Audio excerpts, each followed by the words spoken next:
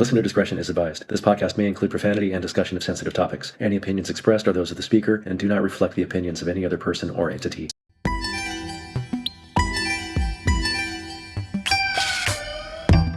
Welcome to episode 24 of The Real Future. I'm photographer John Nyboer, and I started this podcast to share the stories, history, and styles behind street dance, the world's largest arts movement.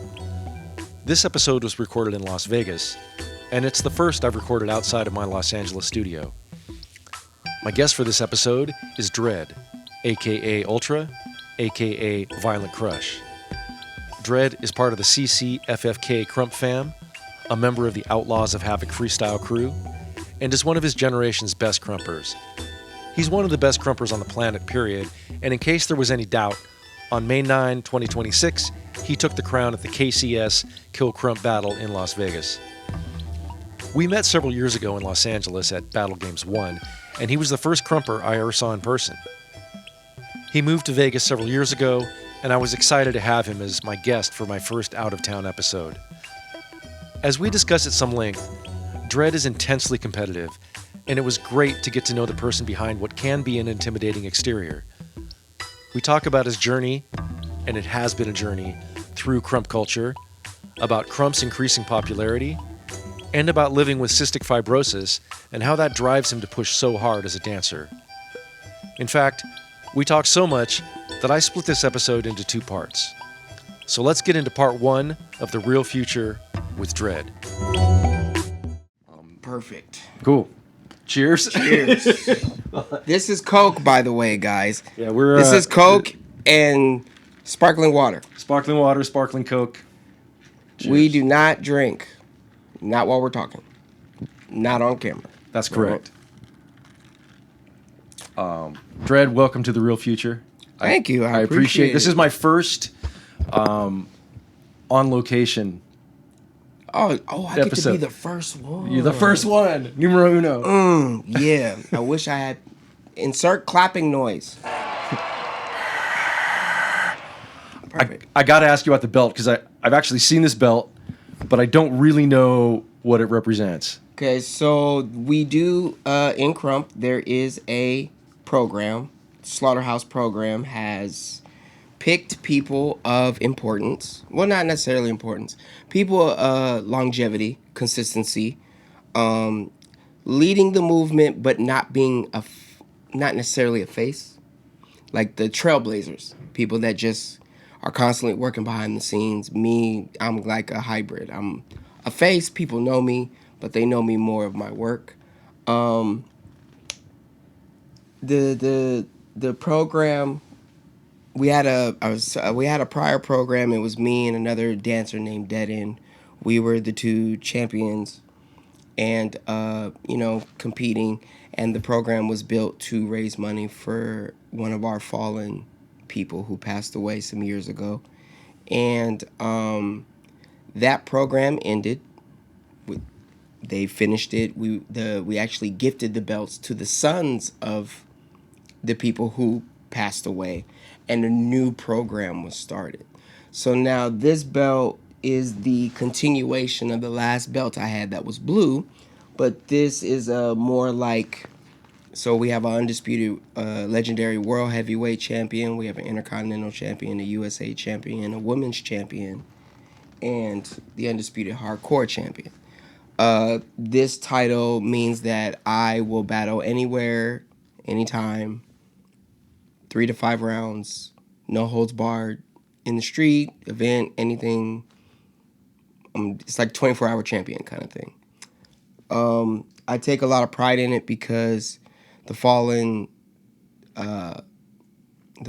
dancer who passed away, his name was Enforcer.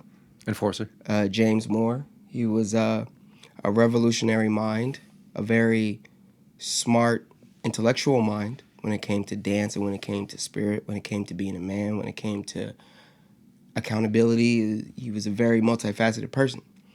So because when he had this legacy, this was his legacy to start.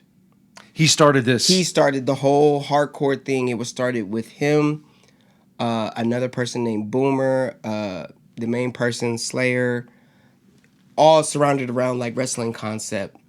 but there were a long line of champions that came before me. Enforcer was the legendary hardcore. That was his name. That was his legacy. That was him. And when he had a battle, and then we had another person named was Outrage. They battled, and then Outrage beat him. Then Outrage became the hardcore champion. Outrage went to doing freestyle, traveling, So Outrage teaching. we both know. Outrage, yes.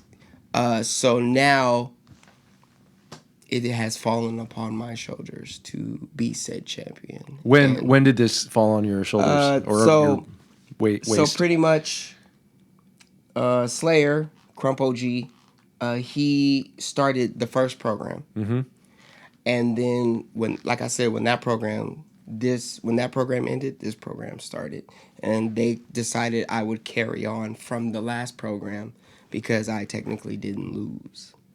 Okay. So pretty much I got a new belt. Got it. And you mentioned wrestling concepts. Mm-hmm. So are you saying that Defam does intentionally all wrestling concepts? That's where it started from. The reason I ask is because I actually, I was watching some footage just to remind me. I mean, I've seen you battle and just generally dance a lot over the years.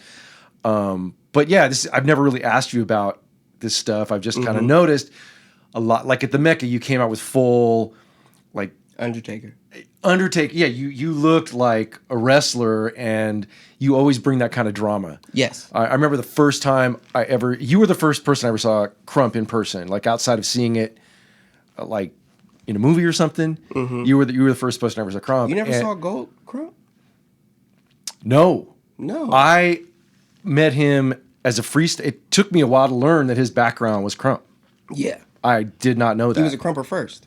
Yeah. And then I know that now. I know that now. A lot of people don't know that, or they choose not to really had no idea. Look into that. But yeah, he was Krumper first, and then when he decided that I like Krump, but I want to do all these other things, I'm gonna go learn all these other things. I'm gonna take Krump with me. And then when he went and did that, that spiraled him into something else, and he never really needed to use Krump. And then it wasn't until I think he was always doing it, but not around the freestyle community like that. But he would always come, certain sessions, certain stuff, and come, and that's how I've known him since he was 16. Okay. So, we've always been. I've always noticed that so that is intentional, the wrestling thing. That's what I'm getting at here. So it was a double entendre concept that hardcore is just hardcore. And then you had the Intercontinental that was the worldwide champion. Then you had the USA champion, who's the champion of the USA. Mm-hmm. Then you have the women's world title, that's the women's. Then you have the legendary world heavyweight title, Dead End, who's a Krumper. It's all Krump. These are all Krumpers. And he's the world heavyweight champ. So the Slayer, who is a wrestler, OG, and a pastor, when he started these belts, he was doing it through the wrestling concept because he's actually a wrestling performer. Outside of dance, being in church, he is an actual wrestling performer. Yeah. So when he said, I want to do this for these people, I'm going to get belts and I'm going to build it like this, and I want people to battle for it, and you got to pay money to get action at one of these champions, and the money goes to the kids, and he built this whole little infrastructure of it. Nice. So and we love it because a lot of us, we loved wrestling growing up. So the fact that we get to kind of be these personas, it kind of helps encourage us to actually do it with full gusto. But I kind of go a little bit more than most people because that's really. I was a kid that didn't really get to do a lot growing up. I was in the house a lot. So a lot of things that I watched, I emulated. Wrestling was the thing that stuck with me the most, that I loved the most. So this is beautiful. This explains a lot. Because I have vivid memories of you entering a stage and your hand just pops up, right? And or you've got some crazy bit of costuming, and it's just there's always the drama. There's always performance. It's performance and entertainment. So I'd really like to ask you about what you just referenced, which was you being a kid. Mm-hmm. How did you get into that? How did you get into Krump, or was Krump your entry into dance, or was? What was your first dance memory? It wasn't my entry into dance. So, when I was born with a terminal illness called cystic fibrosis. I've had that my entire life. And when I was young and I was sick, my mom and my grandmother would dance to keep me entertained. My great-grandmother was a dancer way back in the day. So dancing was just always kind of in me. So when I got old enough, B Street, Breaking 2, like I watched all the movies that we've all seen. I watched them all. It was you couldn't tear me away from the screen. And I started with those, trying to, emulate and do certain things, but Krump is what I really was able to grab onto and really sink my teeth into. How old were you when that came about? I was 13, and that was about, I think that was like 2 to 3 years after I had been clowning as well. So like I saw clowning. I was trying to learn clowning. I was going to certain events and sessions. I'm a little kid. I'm just going around watching, being around stuff. And then when I got to high school, I met a friend of mine. His name is Paul Jones. And Paul Jones was a part of a major beginning statement for the younger crowd as far as Krump was concerned back in like 2002, 2003. So I'm in high school, 9th grade. Yeah. Go to school. I'm in a new school. I'm in LA. And you grew up in LA, right? This is all. Yeah, so I grew up from Oakland. I was born in Oakland. Oh, okay. Yeah. 510 all day. Don't y'all forget it. And I moved from Oakland to San Leandro, San Lorenzo, Vallejo, then Pittsburgh, California, then finally LA. That was 2001. Okay.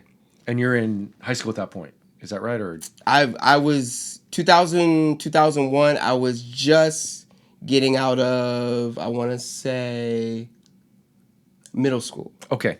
So I'd already finished elementary. I did 2 years. Was it a year or 2 years? I did a year of homeschool. Got fast forwarded. Then I hit high school. So 03, I would say maybe in September 03 or January 2004. Yeah. I'll say around that time. Okay. That's when I fully saw Krump for the first time through this person. And I remember we're sitting there, we're dancing, he starts crying. I'm like, yo, what is that? Like, what is this? He's like, oh yeah, this is Krump. You ain't never seen Krump before? Nah, I'm from the Bay Area. So I'm going from seeing hyphy to breaking, to popping, to MCing, to clowning, and now, oh, this is Krump? So he was like, yeah, here, I got a DVD. I'll bring you this DVD. You need to see it. It was Shake City. Then he said, oh, I got another DVD you need to see too. Get Krump. I said, oh, okay. So I watched Shake City. I'm like, oh, wow, this is different. Shake City still had a little bit of clowning in it, but it was mostly predominantly Krump. And then Get Krump was the raw, like, hood, urban, as some people would say, side of Krump that was being spread, but it was being spread word of mouth. It wasn't being given like, it wasn't like, oh, I could just go online and buy the DVD like it is now. It was really like, oh, hey, you need to see this DVD. And everybody's passing this DVD passing around. It around. Yeah. Like they used to do with VHS tapes. Everyone right? that was there that bought a copy is passing it around to people to show people. So it was a really word of mouth thing, and that's why I feel like I took it and just ran with it. Because, I mean, there were times I would be just in the house and I would watch lunch and dinner. I'm eating in front of the TV, watching it just over and over and over again.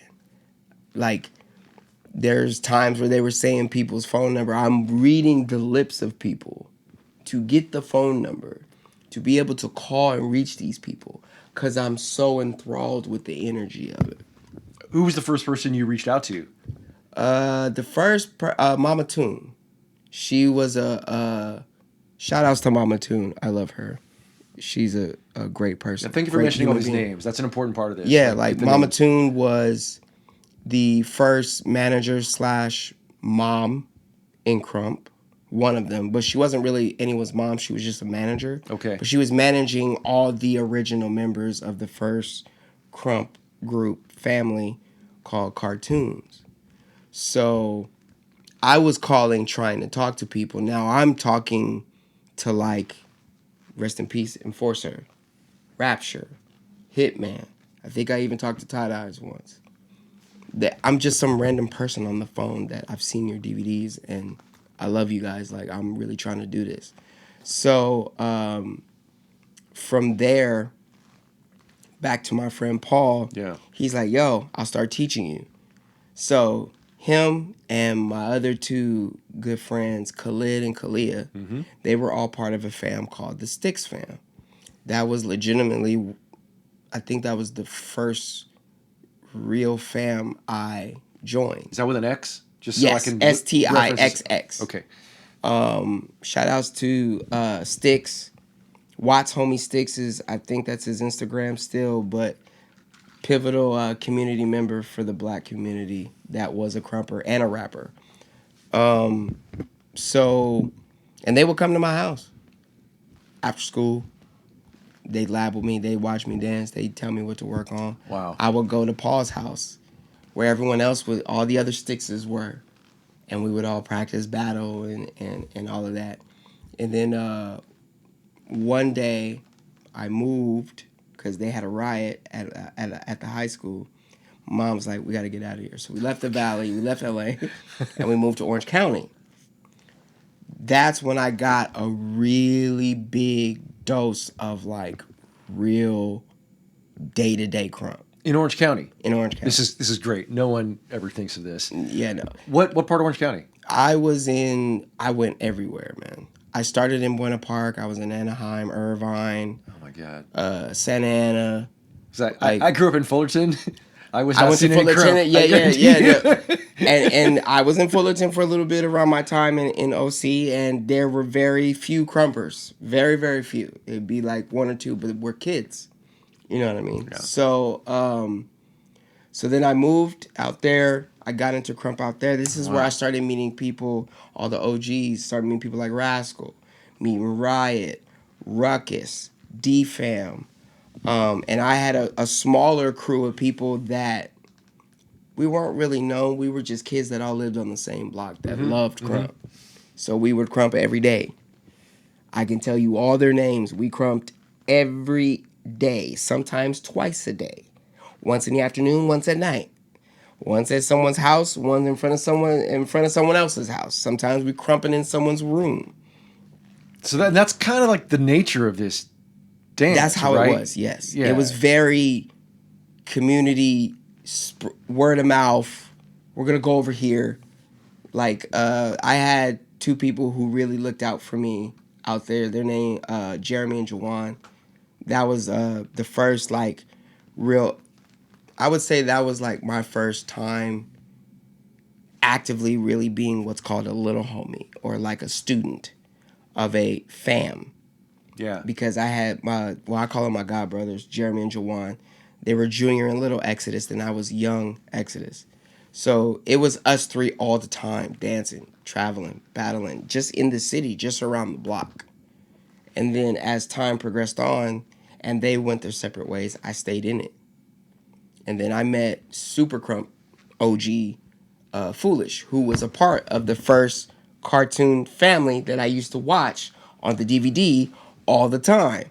So then I started learning from him and talking to him and being around him. Then he trailed off, went his own separate way. And I just kept going and just kept going and just kept going. And it's been a never-ending journey since 2003. I gotta ask about. I had no idea that you had cystic fibrosis. I kind of know what that is, right? And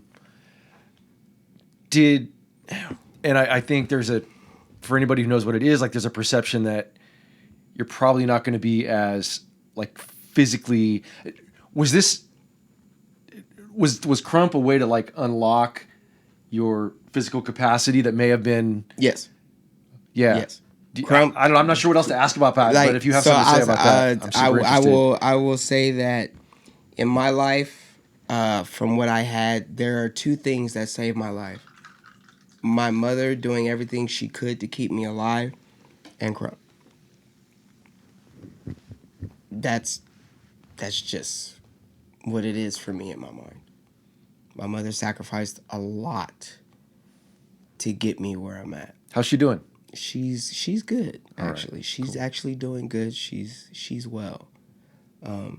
Shout out to Mama Dread. I love you so much.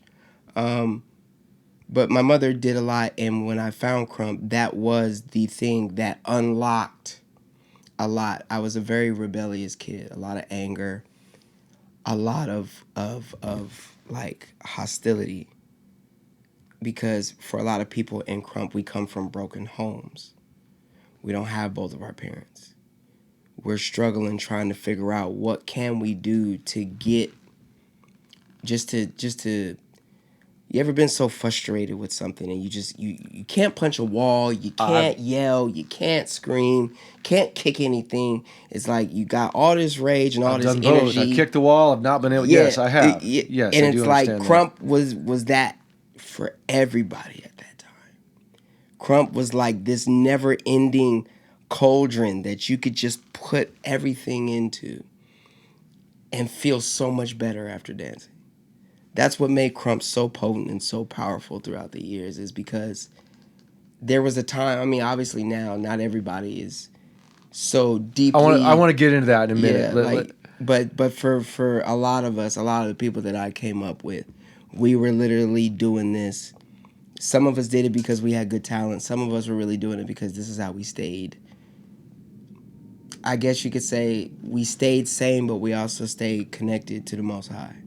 So for me, it was like, I have to do this because I don't have anything else that I could do that gives me the same release, that gives me the same feeling, that gives me the same passion, that gives me the same feeling of accomplishment that Krump does.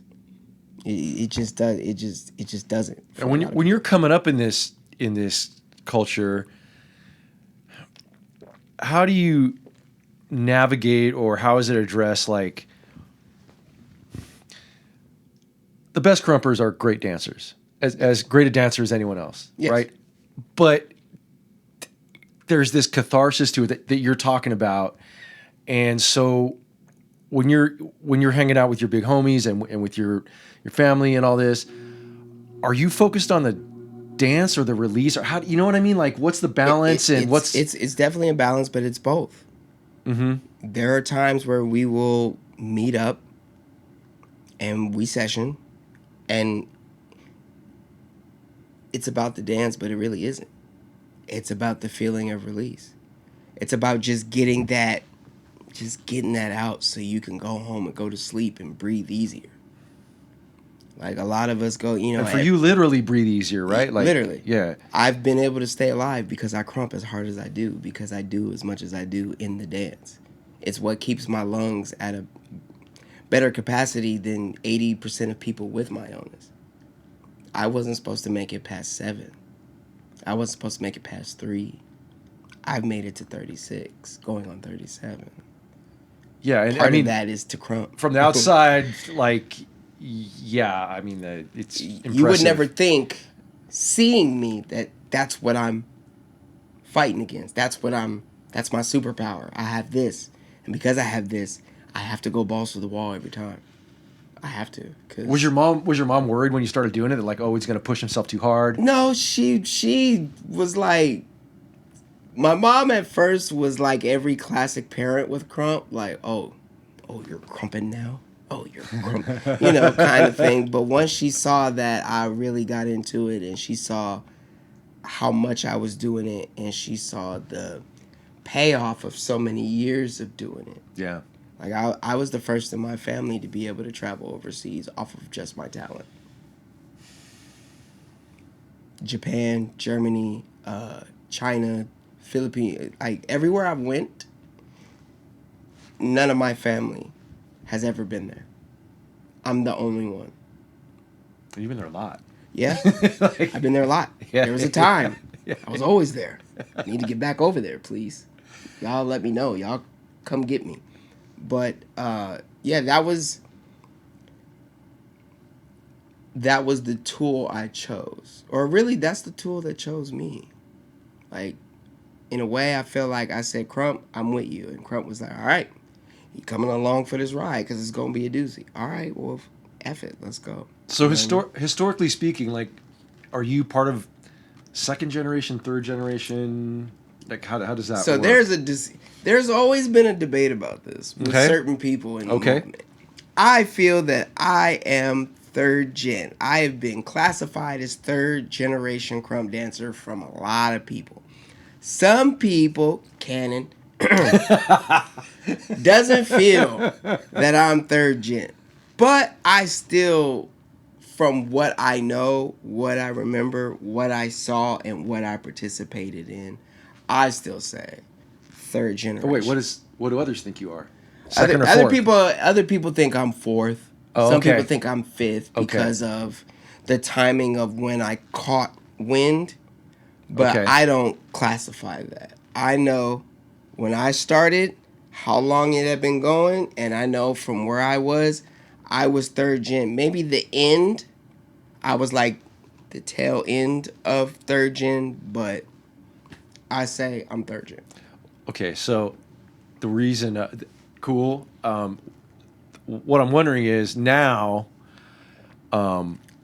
this seems to me, just when I go to battles and when I go to sessions, at this point in like street dance history, it seems like Krump is the dance that everyone wants a piece of.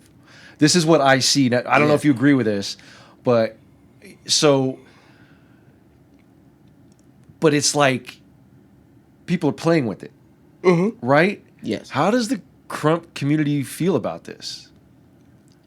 And I know there's levels. I know there's levels of this. There's levels. I would say I do remember the time when Krump was not accepted. When I first started doing Krump and coming into the freestyle scene, and I was just having a discussion about this, a lot of people tried to railroad me. So I want to make some things clear now. But when I started, I had already been in Krump. I had won the realm 2014, beat everybody. That was actually tight. That was actually great at that time. I beat all of them. Then I was on a high. I was going up, up, up, up. Then I took some L's and lost, and then I kind of took another one, and then I kind of came back up. So 2015, Gold reached out to me after he had seen some footage and was like, hey, man, I think you need to start coming to freestyle stuff and not really explore, but like extend your vocabulary. Oh, wow. He said this to you? Yes. He told me. Interesting. Because remember, I had already seen about, I want to say 4 years, 5 years before that, I had already seen Deshaun do one of his last Krump battles. And then I didn't see Deshaun for a long time.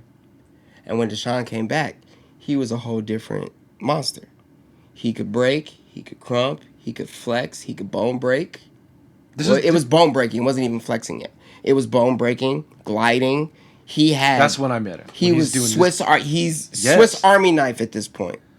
So someone that I've known for a long time as a Swiss Army knife is saying, hey, you're not getting what I think you should be getting as your friend.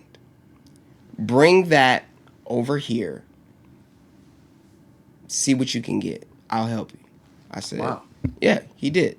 I tell everybody this. That's the only reason I got into freestyle. Because Krump at the time, we were working diligently on doing everything Krump. That freestyle wasn't exactly like going into hip hop, freestyle, all style, anything. It wasn't even a thing. No one really thought about it. No one was really trying to do it because one, some of the leaders didn't feel like we should. We should keep it pro-Krump. Some of the leaders were saying we should do this, but I'm gonna go and do it first. But then no one ever really did it. But well, there's also the discipline of it. Like, regardless of what the leaders might say, you have to start labbing up all this other stuff, right? Like, you didn't just suddenly. No, it was the vocabulary that Gold was talking about. You had to develop. Yeah. So back to the little story. So Gold starts showing me things. Now I'm starting to watch. Now before me, Gold is already in it. He's 6, 7, 8 years in, maybe. Mm-hmm. In freestyle. And the only person, other Krumper, I'm seeing in Cali is Bad News. That was the first person I saw. Then I saw dancer in Vegas a little while later, Joe Styles. He lives out here. Yes. I saw Joe Styles doing stuff. At this point, I did not see anybody else battling other styles with Krump. We did Krump versus Hyphy, but I never saw Krump infiltrate freestyle like that. Mm-hmm. So then, fast forward a little bit. Now, Gold, I think you remember, right? It was pre the lot days. I came in just guns blazing, like, hey, I'm just gonna go at all of you. Well, it was so no, that's when I met you. Was at probably the first Battle Games, and that's you came in, and like I was saying earlier, I had never seen in person witnessed Krump, and all of a sudden the entire room shifted. Oh yeah, and then I remember the entire that. room shifted. I'm like, what the fuck is going on? Yeah, and then I learned. So yeah, I must have met you right on the you when did. You were just I remember that diving into this. Yes, I was diving in. This was my first time like taking off the floaties and kind of getting into the pool and swimming. Taking off the floaties, I like that. You know what I mean? Like that was my first time doing that, and I actually remember that night because it was the first Battle Games. It was a Cypher prelim, and I remember all the judges were moving. I was dancing. And then one guy came and tried to battle me around. And then he went to another circle on the other side of the room. So I let some people dance. I let them go. Yeah. And I remember I started. And then I looked and I saw him. And I remember I took the whole half of the room. It was like. They all came. And they were just like, yeah, yeah, yeah. And that was the first time anyone had ever really seen me. That was the first time. Outside of the Krump community. Outside of the Krump. Versatile had never seen me. Like, none of Slim. No one really knew who I was. I was just this guy. They were like, who's this guy? Oh, he's a Krumper? Oh, okay. And then to do that was like, oh. And then literally the next, I think 1 or 2 Battle Games is when you started seeing Outrage come in. Yes. So it was like, for me, personally, Gold, then I saw Joe, then I saw, then it was pretty much me. And News. And well, I saw News, but News was doing 2v2s. News was like the god of 2v2s in freestyle. Him, Boogie Frantic, him, and a Popper, him, anybody he was tag teaming with at one point in time, he was killing everybody, and nobody could beat him. Nobody. It was like if you beat him, you would turn into a god because he was he was dang near like unbeatable. And then so I'm seeing these two in the forefront. Then as I'm coming and making my noise, I turn to my left. Outrage is right there, and then Outrage goes and brings in Ruin. I just keep going forward. Like I'm just gonna keep doing this. That's when the World of Dances start coming in, and Krump being sponsored on World of Dance tournaments and all of this, like a whole bunch of stuff came from that. But I literally remember being one of the few Krumpers in there and no one liking what we did because it was Krump. It's not on beat. We don't know what you're doing. There's no musicality. It took a long time for people to get the knowledge to understand what we were doing. So what was happening with the judges, with the judging when you're going to these battles? You're going to a freestyle battle and doing this, like... It's not hip-hop, so we weren't winning. But I mean, were you not winning, or are you being like not even getting out of prelims? First couple times, I think the first 2 times not out of prelims, and then, but I was so enthralled I would just stick around, and then I started getting out of prelims, and then once I would catch wind out of prelims, I would get at least one battle in. I was still getting booted out because I don't know the law of the law of the lay of the land yet. Well, plus, it's traditionally Krump battles are not timed, right? Or they're certainly not 1 minute. It's like you go. Well, tournaments were timed. Oh, they were, but they 1 minute. But exhibitions weren't. Okay. But tournaments, yeah, about a minute. Okay. But we're doing a lot in 1 minute. We're doing a lot. It takes a lot. Did you feel like, or not? Did you feel like? Did you end up modifying your style, or did you just kind of force everybody to come to you, and probably not just you, but the others who were doing what you were doing? I think we all, in our own way, adapted our style. I can only really speak for me personally that, excuse me, I did. Bless you. I did change things. I did kind of not dumb things down, but like I'm a highly technical mind.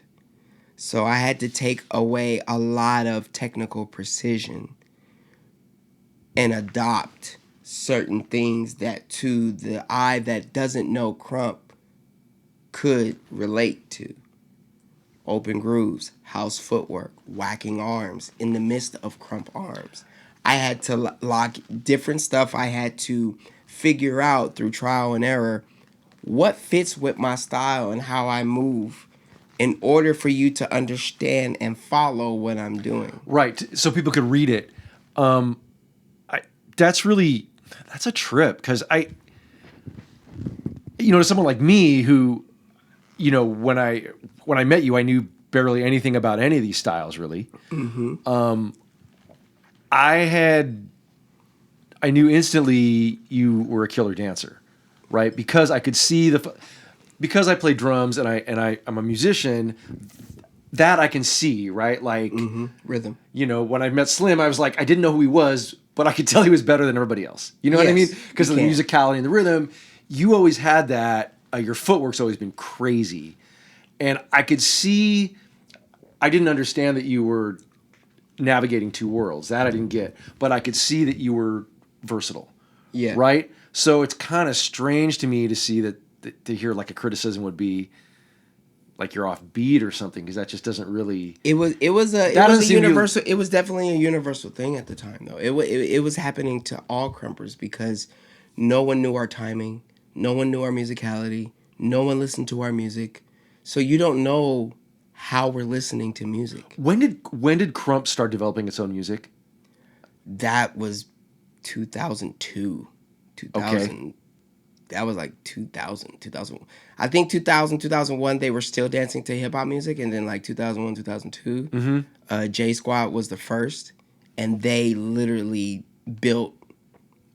they started what Krump music ended up becoming today. Because again, like, I think I'm probably right about this. I'll just tell you what I saw and what I heard. There was no Krump music being played at the freestyle battles. Never. Right? But now... You'll randomly get a track. You'll get it, and if the DJ's good, and if the DJ understands, he'll plant the Krump music in the right place, or he or she will, and it's not foreign anymore. And even like someone like me understands. Yeah, I mean it's not music. Foreign, but it's definitely not. They're still not playing it as much as they could. Because they know if I play a Krump track in a battle and there is a Krumper in that battle, that Krumper is going to automatically win. Yeah. And the only reason I don't agree with that is because... With what? With them saying... The only reason I don't agree with them not wanting to play it because they feel like a Krumper will win a tournament round or a battle. A lot of people have failed to realize...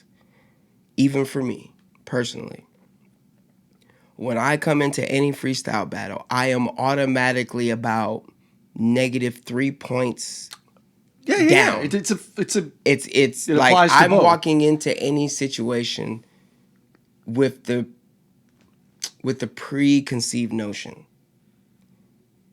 I'm not gonna get any tracks that I know.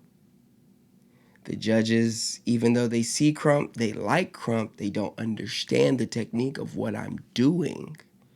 The crowd doesn't necessarily understand what I'm doing. They understand the movement.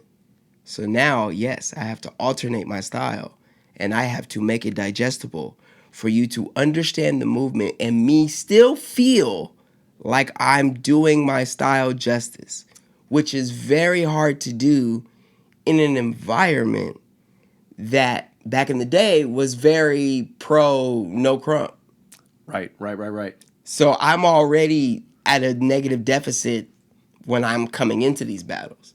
It took a lot of time, and it took everybody else that came from the freestyle era being open to it and speaking positive about it. And like, it took a lot more hybrids to make that a real thing. So what would you like to see happen at events like Well, going forward? we've been Do actually. you mind if I see that? We'll take a look Yeah, at of it. course. Thank you. I think for me, we've been having a lot of success. We meaning Krumpers. Krumpers, yes. We've been having a lot of success as far as being accepted, music being more fair. Not necessarily playing Krump tracks, but playing beats that fit our narrative, our musicality, our feeling, right? We just had Krump at Red Bull in LA. Yeah, I saw That was a big thing. We had never had that before. Oh, was that the first time? That was the first time. Red Bull had Krump, a top 8 of Krump dancers dancing to Krump tracks in front of a I was there. freestyle crowd. I didn't know that was the. I mean, I was at the Hollywood event. I wasn't at the stadium event, but Yeah, no, that's what I mean. The Hollywood event. But I didn't know it was the first time. That was the first time. That was history for us. Like, we've been in World of Dance. They actually had a Krump tournament at World of Dance that I was in too, and I got into the finals in that, and that was years ago. Oh, no way. Yeah. Tight Eyes, Miss Prissy, and I want to say, who was it? Tight Eyes, Prissy. I want to say Ruin. They were the judges. Oh. Yeah. They did it twice. One of them I got top 16, top 8, and then the other one I did in, I think that was in San Diego, and I got to the finals. So it's been like one baby step at a time. Every so often we get just a little bit more clarity and understanding, which is really all it is. But I think the movement itself as Krumpers, we've done a lot of self-work as far as also being acceptable to people not understanding and being more willing to educate people on Krump. And I think that's why Krump is now, like you said, everybody wants a taste of it. Because now I understand. It's like if you see a cook, you don't understand how he thinks of the recipe. You don't understand the ingredients he puts in. You just taste it and it's good. Yeah. You know what I mean? And if it's not good, or if it has a certain palate to it, you have to go and ask the chef, like, hey, what is this palate? Like, what is it like? Like, I don't. And then once the chef explains it to you, and you're like, oh, okay, so you had to do this. You had to do this. Yeah, don't burn the garlic. Don't burn. Yeah, like. But then, like, how do you?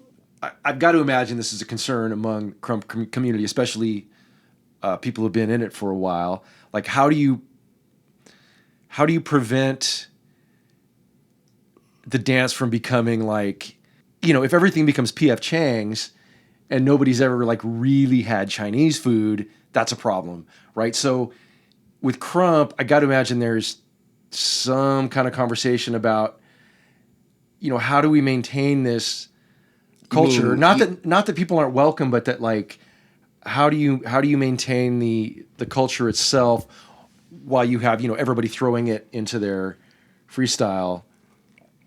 And The maybe culture- not understanding the culture depth. to an extent maintains itself because you can go and learn, but until you experience, really feel and see, you can't perpetrate. We know. Every Krumper knows.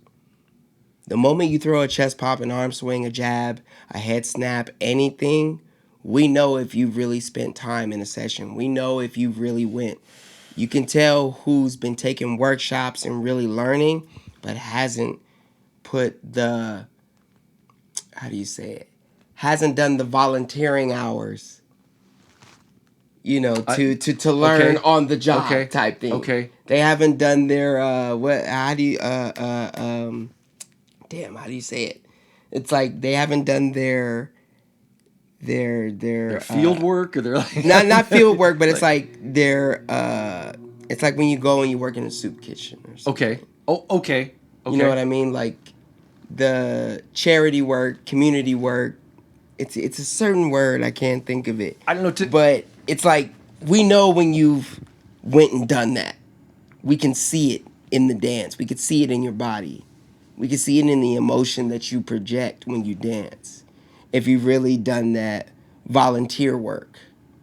Like I volunteered, I went to sessions, I did this, I did that. Yes. I did do my learning, but then I went and really felt and seen and been at all the different sessions and felt all the different vibes and really got into this motion, this energy that is Krump, and now I understand it.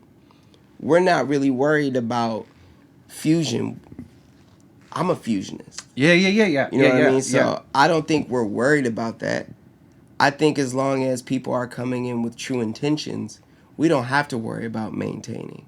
But a lot of people don't come with true intentions. Not all the time.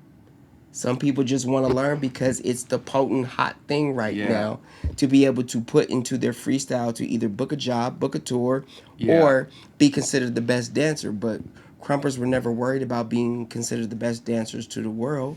We were always considered about being the best dancers to our peers and to ourselves. And ultimately to the man upstairs. So I don't think we're worried about that.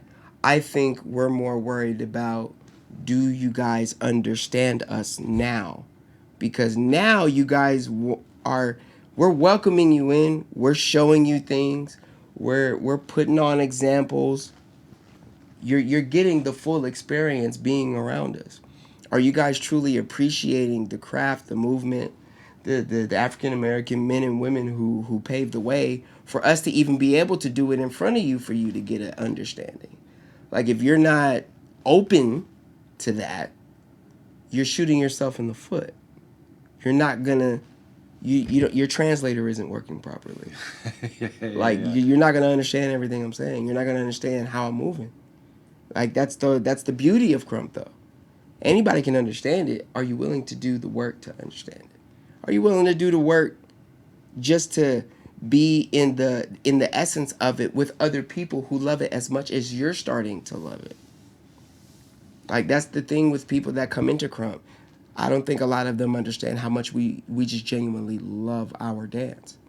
And I say our, not as a form of ownership, but a form of passion. We love this. We will do this for free in a parking lot for 5 hours. We don't care. We're not trying to be pretty. We're trying to, for urban terms, we're trying to get it buck. Like, getting buck is that release, that feeling, that energy, that charge, that passion. It's all put up into one. Once we get that, hey, we good. You want to go eat? You want to go smoke? You want to go to the movies? All right, well, let's go do that then. We got it off. We got our rocks off. Yeah. We got one in. And I think that's a very valuable thing in our community that other communities for their dance styles could really take a page out of. Well, I think, aside from what you're talking about, the sort of trendy aspect, what you mentioned, or the people want to throw it into their freestyle so they can book a tour or whatever, I think in general what people are really attracted to is this catharsis. But the question, the kind of wondering, you've answered all my questions, but to me, this is what really this is what people are drawn to. Like right now, this country, there's extra tension, right, for everybody. And I think that when people see that catharsis that Krumpers exhibit. You're talking about the energy?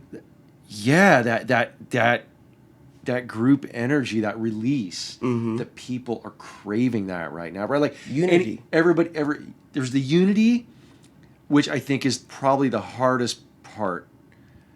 Maybe people don't perceive that at first, but that catharsis when like everybody's job right now, whether you work at almost no matter what you do, whether you're making a lot of money or a little money, everything you do is like measured, right? Like what's your output, and it is documented and measured, and you're judged on that, and it's just like building up all this tension in society. I think this pressure, whether and I think this is what people see about Krump that really is drawing them in.